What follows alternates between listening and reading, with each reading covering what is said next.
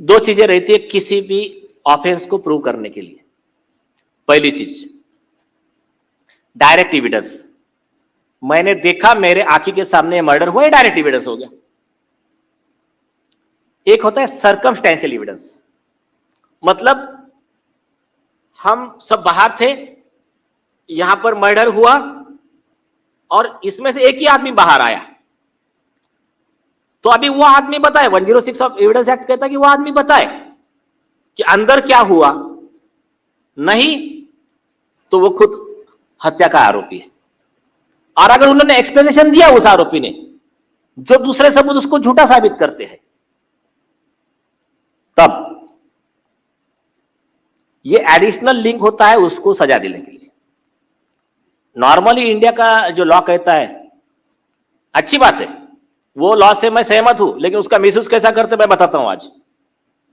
Law कहता है कि every accused has presumption of innocence till proved guilty. जब तक किसी के खिलाफ गुनाह साबित नहीं होता, उसको संविधान का प्रोटेक्शन है कि उसको निर्दोष समझा जाए। लेकिन इसका मतलब यह नहीं कि क्लियर जब सबूत होते हैं, नहीं तो कल दाऊद इब्राहिम आएगा, वो बोलेगा कि I am innocent, it is not till proved guilty. तो ये नहीं है। तो बस ये इतनी थीन लाइन है, कॉमन मैन को समझ में आती है। बड़े बड़े वकील मिलके और कुछ डिसऑनेस्ट जज इसका मिसयूज करके आरोपी को बचाने के लिए इस कानून का दुरुपयोग करते, लाइन वाइन घुमा देते हैं, जिसको स्ट्रॉमैन फैलेसी कहते हैं, और आरोपी को रिलीफ दे देते हैं। लेकिन भगवान की दया से कई ऐसे ग्रुप है, और इसमें सबसे पहला श्रेय उन सब मीडिया को जाता है जिस समय हम नहीं थे पिक्चर में। इन्हीं लोगों ने उसको खुद के जान पर खेल कर बाहर लाया। उन पर हमले हुए, उनके ऊपर आरोप हुए, उनको तकलीफ हुई, उनको किसी को बॉयकॉट किया गया, किसी को जान की धमकी दी गई, सब हुआ। लोगों ने कहा कोई प्रॉब्लम नहीं। मीडिया, आप हंसोगे, इस केस में रिपब्लिकन भारत का काम सबको पता है। वो रोज एक न्यूज चलाते थे, मुंबई की मट्ठा पुलिस, और बार बार आज ये सबूत लाएंगे, वो सबूत लाएंगे। तो बाद में क्या हुआ उनको एक केस में उठा के अरेस्ट कर लिया। उस समय हमारे रशीद खान पठान साहब है, इन्होंने रिट फाइल किया। मैं खुद उसमें इंटरव्यू किया था उनके मैटर में, आपको अवेलेबल मिल जाएगा नेट पे।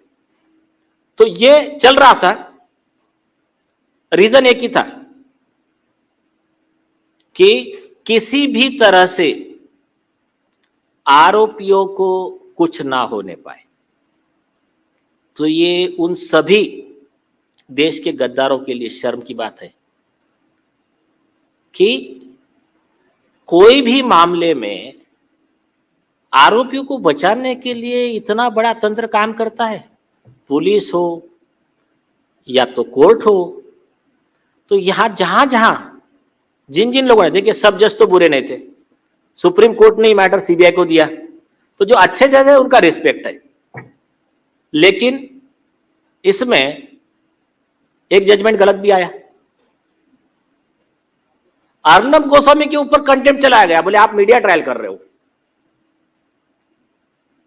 मतलब किसी का मर्डर हो जाए, किसी लड़की की इज्जत लूट ली जाए, सारे गुनाह आरोपी करे,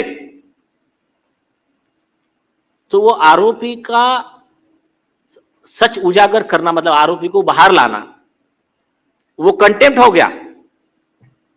और जो पुलिस का एक्ट ऑफ ओमिशन था, जो सुप्रीम कोर्ट के नियम से काम नहीं कर रही थी, सीबीआई काम नहीं कर रही थी,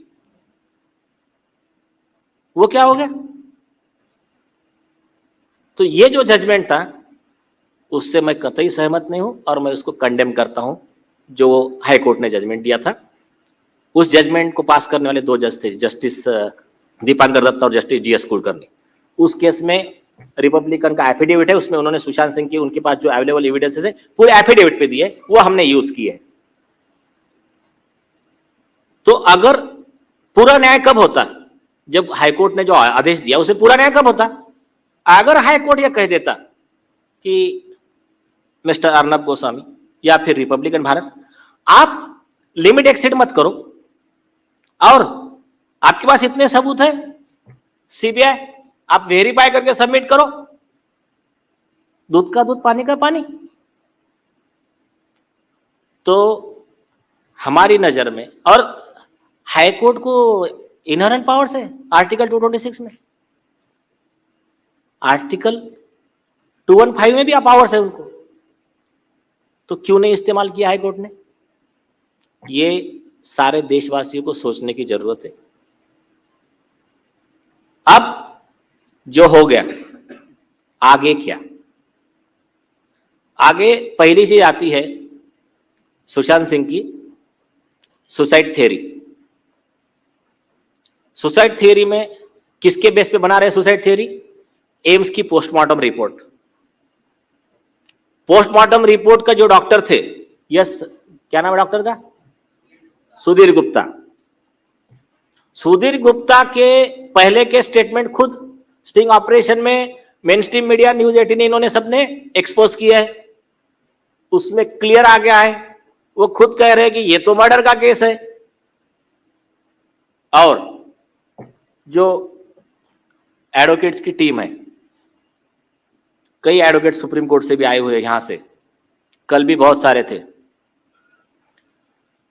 इन्होंने बहुत सुंदर जजमेंट दिया है सुप्रीम कोर्ट का। उस पोस्टमार्टम रिपोर्ट की वैल्यू लॉ के नजर में सेकेंडरी है, और उस पोस्टमार्टम के रिपोर्ट के बेस पे जो कंसर्न डॉक्टर है उसके ऊपर आरोपी को बचाने के लिए फोर्ज डॉक्यूमेंट बनाने का केस चल सकता है। सुप्रीम कोर्ट का कल जजमेंट इन्होंने दिया है। अगर आई विटनेस की टेस्टिमोनी है, उस पॉइंट को अगर आपके पोस्टमार्टम में कवर नहीं किया गया, या आई विटनेस की टेस्टिमोनी पोस्टमार्टम की रिपोर्ट झूठी साबित नहीं करती है, तो पोस्टमार्टम की रिपोर्ट को कोई वैल्यू नहीं है। आई विटनेस के स्टेटमेंट पे सजा देनी चाहिए। मर्डर केस का जजमेंट दिया है, वो हम मेरे जजमेंट में लिखने वाला हूं। अब आई विटनेस की टेस्टिमोनी क्या है? सबसे पहला विटनेस मॉर्चुरी के जो अटेंडेंट थे, क्या नाम है उनका? उन्होंने क्या कहा? उसके आंख ही काली हो गई थी, इस पे ऐसा मार लगा था।